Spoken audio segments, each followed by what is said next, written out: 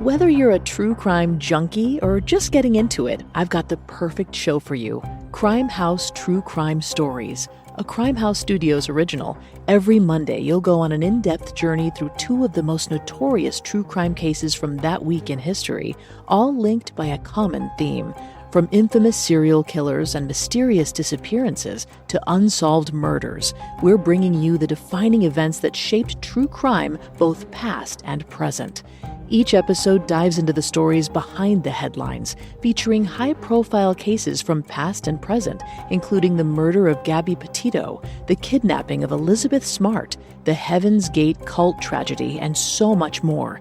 Follow Crime House True Crime Stories now, wherever you get your podcasts. And for ad-free listening and early access to episodes, subscribe to Crime House Plus on Apple Podcasts.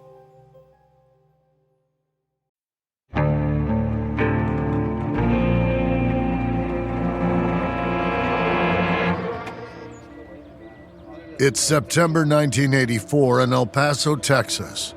A small group of police officers stand beside two unmarked cars. They're chatting about their plans for the weekend, what they're each going to do before the summer ends.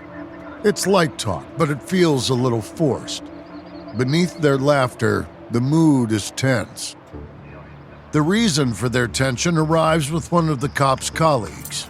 Hands cuffed in front of him, his one good eye swiveling around to take in the bright sky, Henry Lee Lucas isn't an impressive figure. But his chilling reputation precedes him. One of the cops, Detective Benny Perez, waves Henry forward, then takes him by the arm. Henry's going to ride up front with Benny. Two of the other cops are going to ride in back. The remaining officers slide into the second car. Recently, Henry confessed to using an axe to murder 72-year-old Labrada Apodaca in May 1983. The admission hasn't shocked investigators. By this stage, Henry's already admitted to killing over 150 people. Today, Henry said he'll lead the investigators to Labrada's house to prove he's the killer. So while Henry gives directions, Benny heads east on I-10 for a while. It's quiet in the car, at least until they pass a pair of hitchhikers, a man and a woman. That's when Henry perks up. He points to the woman and tells the cops that she would have been one of his. Luckily for her, he's not on the loose anymore. Eventually, Henry's instructions bring them to the community of Isleta and to within a block of Labrada's house. He holds up his cuffed hands and tells Benny to stop. This is the place. The men get out of the car and all eyes turn to Henry, who scratches his head while he gets his bearings. After a few seconds, he makes up his mind and points the way to 144 Irma Road. Detective Benny Perez doesn't say anything to his colleagues, but behind Henry's back, he exchanges looks with a few of the guys. This is exactly where Labrada Apodaca lived. This is where she was murdered. But it's not all that Henry Lee Lucas seems to know. Stopping on the driveway, Henry pulls up short. This is the place, he says, but something's different. He just can't work out what. The cops know, though. When Labrada was murdered, the house was ringed by a picket fence. Now, there's a chain link one in its place. Before they can get too close, Benny calls out to Henry to stop and hands him a notepad and a pencil. He tells Henry to draw a map of the inside of the house. Henry shrugs like it's no big deal, then scribbles a rough shape of the house. Inside, he gets most of the rooms dead on, including some of the furniture. It's eerie. Some people have expressed doubt about Henry's multiple murder confessions, but from everything Benny can see, this seems legit. He's brought them right here.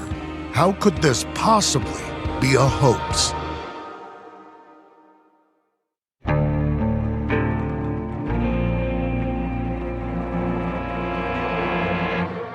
From Airship, I'm Jeremy Schwartz, and this is American Criminal.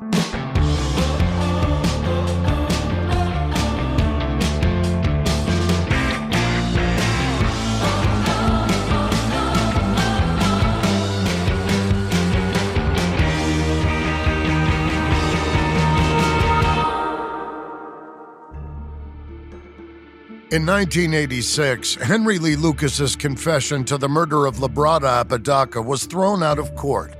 The reason? The judge in the case ruled that Henry wasn't properly informed of his rights before the interview began, which made the confession inadmissible. After that, the prosecutors had no choice but to move for a dismissal.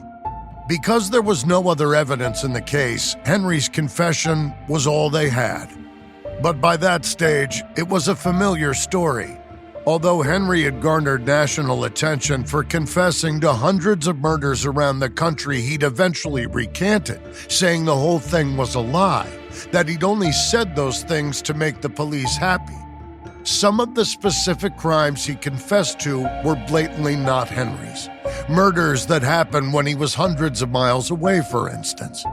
And many of Henry's statements to police should have rung alarms, signaled that he was lying through his teeth, like when he told a Japanese film crew that he'd killed in their country.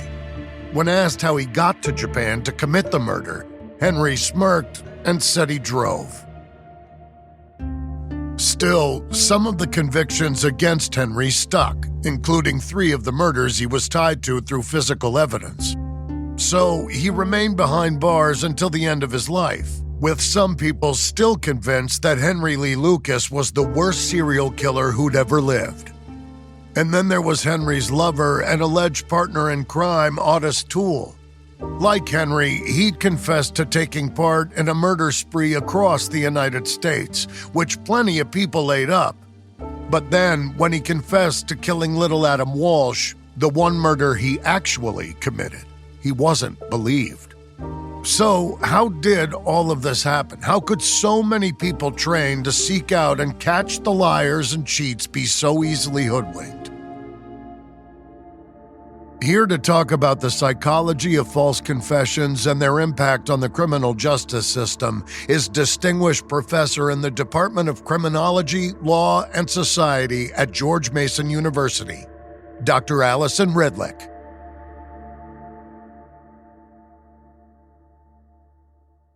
Doctor, thank you so much for sitting down with me. I'm looking forward to this conversation. Absolutely. It's my pleasure. Well, let's dive right in here. So I think it's safe to say that this is a fairly niche area of study. So what drew you to focus on the subject of false confessions? Yeah, actually, so I'm in a subfield of psychology. My degree's in developmental psychology, and the subfield is called psychology and the law. And within psychology and the law, there's actually a lot of people, I would say, who study false confessions. I think we find it as fascinating as you do and many of your viewers. And the way that I got back into it many, many years ago was in graduate school. While I was getting my degree, I was studying how to effectively interview children who had been suspected of sexual abuse. And so right around that time, a little bit after, there were a wave of these child sexual abuse hysteria cases, often taking place in daycares, in which scores of children were being interviewed in such a way that they were alleging sexual abuse that never happened to them. And at some point, I just became very interested in, well, what happens when children or adolescents are interrogated and they're the suspect? And are the problems that we're seeing with the questions of children as victims, are we also seeing those problems when youth are interrogated? And long story short, we absolutely are. Youth are at risk for false confessions, largely because of the way that they are questioned by police. You talked about the public's fascination with people who falsely confess to crimes, but how common are false confessions? So the question that we can answer is about people who have been wrongly convicted and exonerated. So there's a great repository. It's called the National Registry of Exonerations.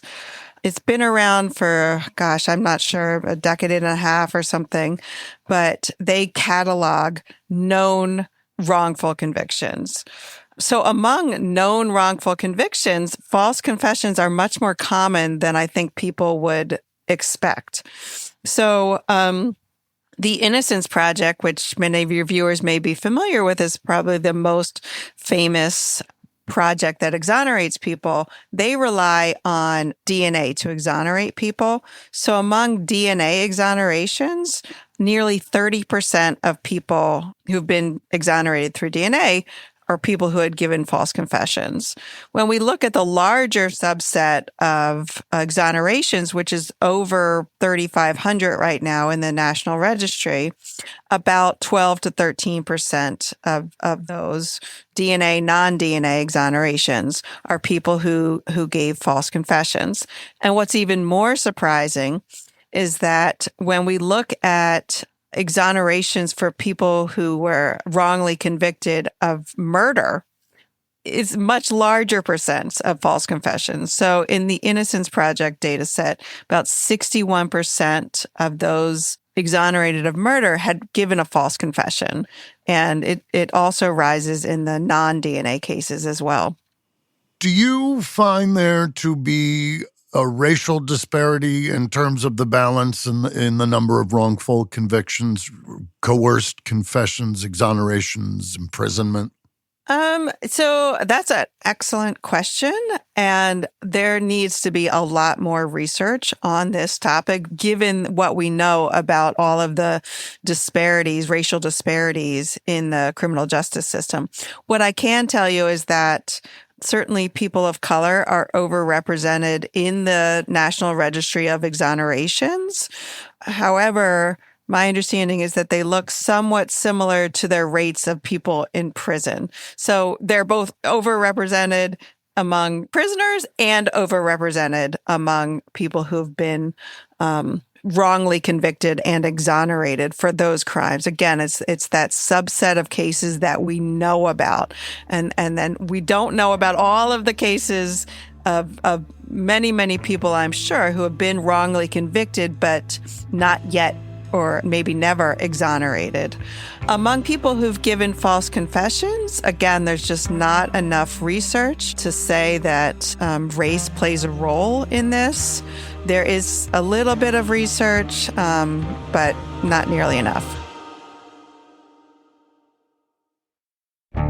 Americans spend an average of 90% of their time indoors. But did you know that indoor air can be up to 100 times more polluted than outdoor air? Breathe easy with Air Doctor, the award-winning air purifier that eliminates 99.99% of dangerous contaminants like allergens, viruses, smoke, gases, mold spores, and more. Air Doctor was voted best air purifier by Newsweek, so it's no surprise that 98% of Air Doctor customers agree their home's air feels cleaner, safer, and healthier. Unlike other purifiers, Air Doctor captures invisible particles 100 times smaller than standard HEPA filters. Head to airdoctorpro.com and use promo code AmericanCriminal to get up to $300 off today. Air Doctor comes with a 30-day money-back guarantee, plus a 3-year warranty, and $84 value free. Get this exclusive podcast-only offer now at airdoctorpro.com. airdoctorpro.com using promo code AmericanCriminal. Ryan Reynolds here from Mint Mobile. I don't know if you knew this, but anyone can get the same premium wireless for $15 a month plan that I've been enjoying. It's not just for celebrities. So do like I did and have one of your assistant's assistants switch you to Mint Mobile today. I'm told it's super easy to do at mintmobile.com/switch. Upfront payment of $45 for 3-month plan, equivalent to $15 per month required. Intro rate first 3 months only, then full price plan options available. Taxes and fees extra. See full terms at mintmobile.com.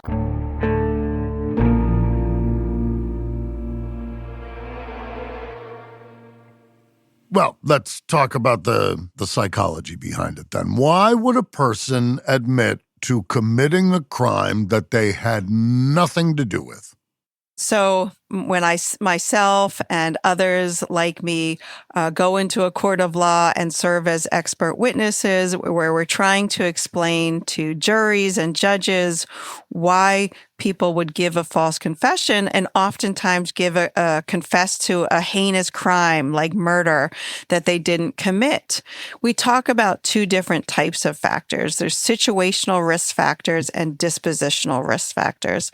I'll start with dispositional only because you asked about the psychology of it. The dispositional factors are just factors that are about the person, him or herself. So as I mentioned, juveniles are at a higher risk of giving a false confession than adults. People with intellectual disabilities, people with mental health problems, anything that really makes a person vulnerable to the interrogation techniques. And that's where I want to turn to next, because a lot of what we study and what we know about these proven false confession cases, the ones that have resulted in exonerations, comes down to the police interrogation tactics.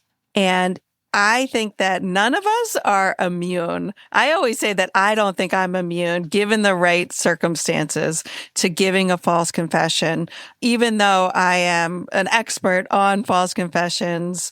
Certainly, as an aside, I would encourage all of your listeners to always invoke their Miranda rights and not talk to the police. But even I've seen cases sometimes where suspects are trying to invoke their right, but the police keep questioning them. So even that is not a guarantee. So the situational risk factors have to do typically with the interrogation techniques themselves or the interrogation itself. I think it's important for your listeners to understand the interrogation process. So if I may, let me try and briefly explain what it is in the United States, at least. In the U.S., we have what's called an accusatorial or a confrontational model of interrogation. And usually it's divided or primarily divided into two different phases. There's the interview and the interrogation. And I know that sounds a lot like semantics, but there's a pretty big difference between the interview phase and the interrogation phase. During the interview phase, police are trying to establish whether this person of interest is either telling the truth or lying. It's called deception detection. And in the U.S., most law enforcement are using deception detection techniques that are not effective. They're inaccurate. It's like flipping a coin. They think that they're able to discern when somebody's telling the truth and when somebody's lying, but they're not very good at it. The problem with that is based on this diagnosis that they're making of somebody's telling the truth or somebody's lying, they then make the decision to interrogate somebody. And of course, it's when they think the person is lying and they think the person is guilty. And so the interrogation phase is what we call guilt presumptive, where the police are now presuming that the person is guilty, that they are now employing interrogation tactics on. And there's a very famous, well-known method of interrogation in the U.S. It's called the Reed technique. And there's 9 steps to the Reed technique. And the first step is what's called direct positive confrontation. So after the police have misidentified an innocent person as guilty, they go into the interrogation with this direct positive confrontation saying, I know you're guilty, and you just need to tell me about it. And the interrogation follows from there. They use a lot of different what are called minimization themes. And this is the problem. So once an innocent person has been presumed guilty, they're then interrogated in that way. And I think all of us have this idea of confirmation bias or tunnel vision. And the police, with their hypothesis or theory that this person is guilty, that's all they can see. And they ignore and they discount and they reject any evidence that's contrary to their hypothesis that this person is guilty.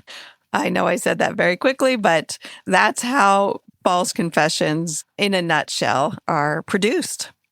So it seems to me like there's a pretty clear line of demarcation between a coerced confession and a false confession. Again, to go back and touch on the psychology of it, for example, it seems to me that when it comes to false confession, someone is more likely to confess to an extreme crime. Someone is going to confess to a murder that they didn't commit rather than confessing to stealing a tube of lipstick. If you're going to confess to something that you didn't do, why slow pitch it when you can swing for the fences with murder? The problem is that the cases that we're most likely to know about are these serious cases. So if somebody gives a false confession to stealing a tube of lipstick or shoplifting, it's very likely we may never know about it because the crime is so minor. It takes a lot of time and resources and money to exonerate somebody. I always call people who've been exonerated as like innocent insisters. I feel like they have to go to the rooftop and shout their innocence. And so when I say that, 61% of DNA exonerations of murder cases are people who have given false confessions. But what we don't know, again, are all of these people who have been wrongly convicted, who were innocent, gave false confessions, and were never exonerated. And there are reasons for people to increase that likelihood of being exonerated because that murderer is sitting in prison, whereas the shoplifter is very unlikely to be sitting in jail. Let me back up a step because you mentioned the word coerced, and there is what's called a taxonomy of false confessions, and there's 3 different types. There are voluntary false confessions. So there are cases in which we know about that the person on their own accord decides to falsely confess to crimes. And typically we see this in cases where the person is trying to gain infamy. So somewhat similar, I think, to Henry Lee Lucas, to the crimes he may have falsely confessed to. Although I think that was also induced through police interrogation. Another main reason for a voluntary false confession is to protect the true perpetrator. So we might see that with family members where, a father is trying to protect his son, or maybe with gang members where one is trying to protect another gang member and take responsibility for the crime they didn't commit. But the other 2 types of false confessions in the taxonomy are called coerced compliant and coerced internalized. And so coerced compliant are confessions that were induced through the police interrogation process, but the suspect knowingly gives a false confession, usually just to get out of that interrogation room. They realize that, they've been in there for hours and the police are not going to give up, and that they just finally have to give in to extract themselves from that situation.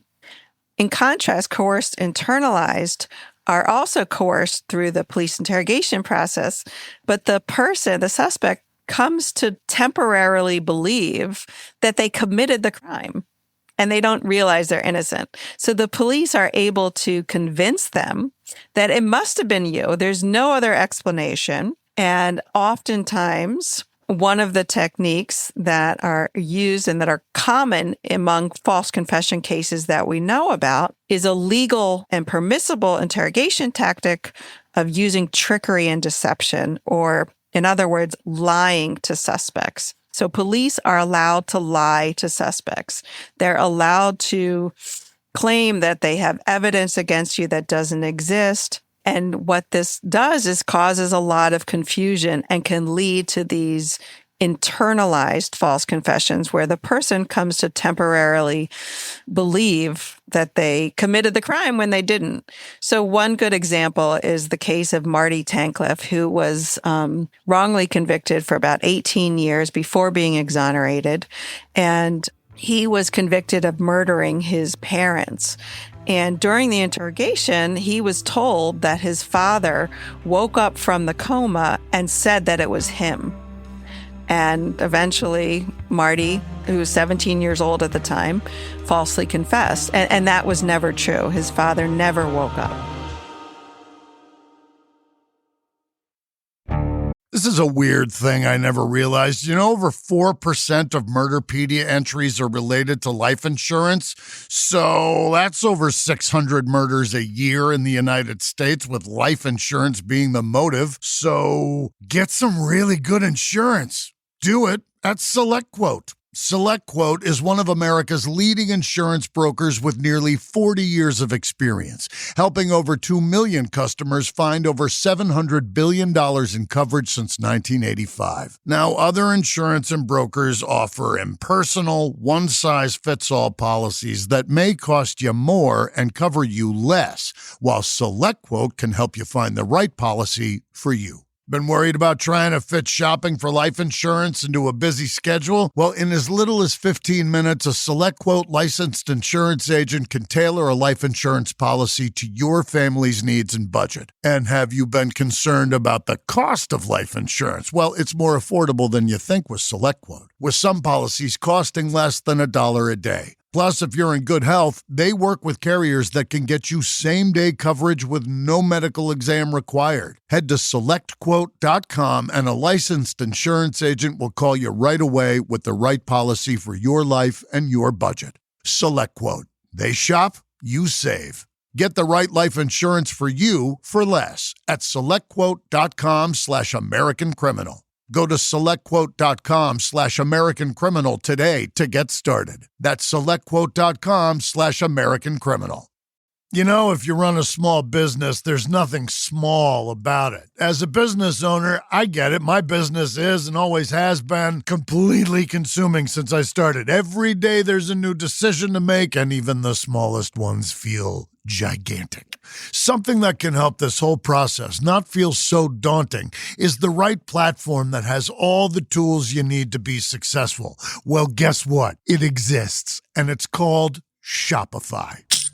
Shopify is the commerce platform behind millions of businesses around the world and 10% of all e-commerce in the U.S., from household names like Mattel and Gymshark to brands just getting started. Tackle all the important tasks in one place, from inventory to payments to analytics and more. Shopify makes the marketing minefield easy with built-in tools for running social media and email campaigns, so you can find new customers and keep them. And if you're looking to grow your business internationally, Shopify has global selling tools to help you in over 150 countries. Perhaps in person is more your thing. Shopify's award-winning point of sale connects your online and offline sales all in one place. With 99.99% uptime and best converting checkout on the planet, you'll never miss a sale again. Only with Shopify. Get all the big stuff for your small business right with Shopify. Sign up for your $1 per month trial and start selling today at Shopify.com/American Criminal. Go to Shopify.com/American Criminal. Shopify.com/American Criminal.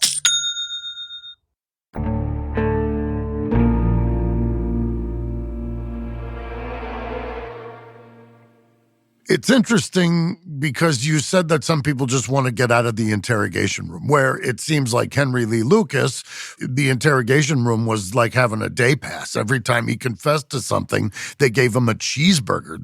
They drove him all over the place.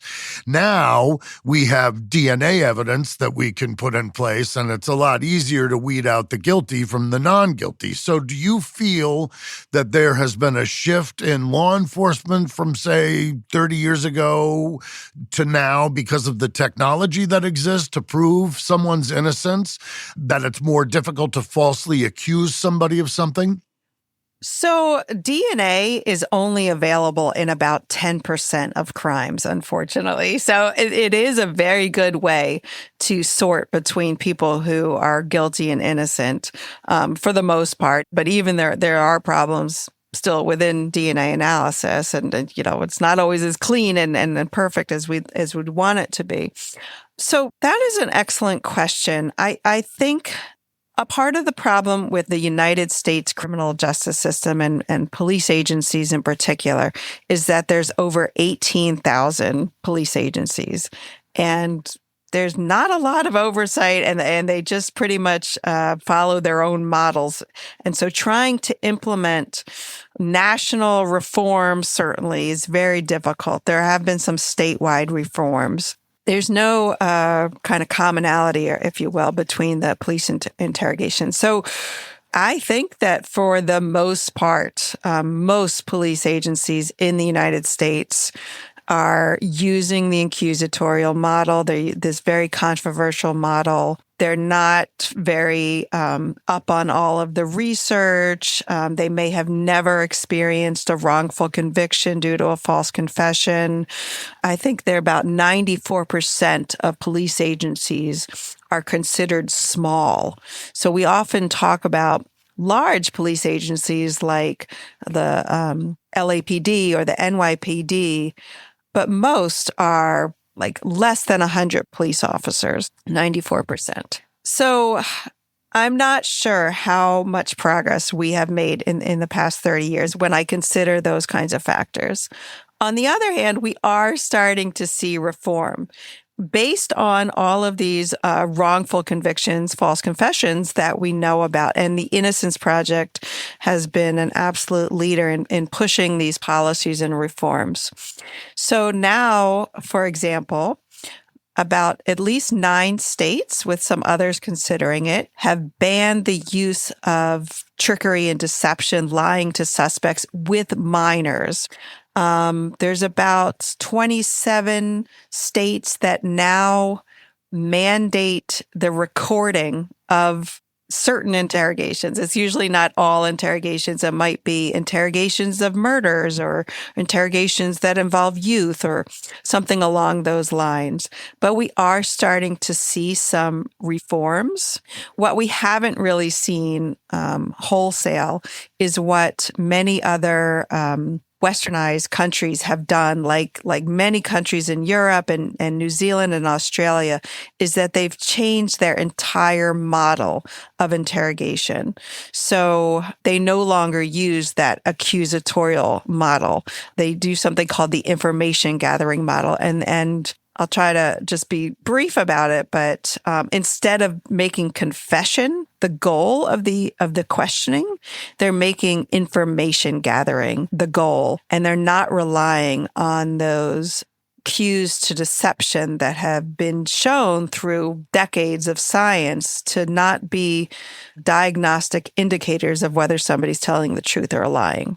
Yeah, it's beginning to sound a little like guilty until proven innocent, which I'm pretty sure is backwards. Yes. I have to give a shout out to my friends Eric Jensen and Jessica Blank, who wrote the play The Exonerated. They worked with the Innocence Project on that, and I know that they are very proud of that work. And I know it did a tremendous amount of good. It shed a lot of light on the subject, and it sounds to me that you are doing the exact same thing. So in light of that, I'm going to ask you one last question. So in the strange event that somebody listening here ends up on a jury and the defendant has confessed, but they didn't plead guilty after being offered a plea deal by the prosecutor, what advice would you give that juror?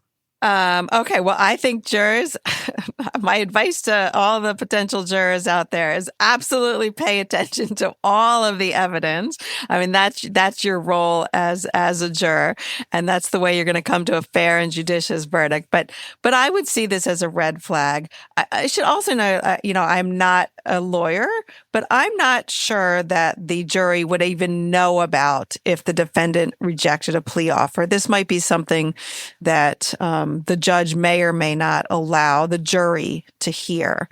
But if they do hear about it and the defendant rejects the plea offer, I would hope that the jurors are questioning, why is the defendant recanting their confession? Why did the defendant reject the plea offer, particularly if it was a bargain? Because one of the clear things that comes out from research is that it's very difficult for jurors and even judges to ignore confession evidence. So it is extremely weighty in the courtroom, and it very often leads to convictions either at the trial from jurors or judges or through plea bargains, through guilty pleas. Right. Well, you can't unring a bell. Yes. Once it's out, it's out. Dr. Redlich, thank you so much for sitting down with us today on American Criminal. This was a very cool conversation, and I am a fan, so thank you for being here. I am a fan as well. Thank you so much for having me, and I hope it was educational for your audience. That was my conversation with Dr. Allison Redlich from George Mason University. If you'd like to find out more about Dr. Redlich, you can Google her work with the Models Library. That's MODILS. From Airship, this is the final episode in our series on Henry Lee Lucas and Otis Toole. On the next series, the disappearance of a wealthy Manhattan socialite leads investigators to Sante Kimes, a woman whose previous crimes have included fraud, human trafficking, slavery, and murder. And that's just the beginning.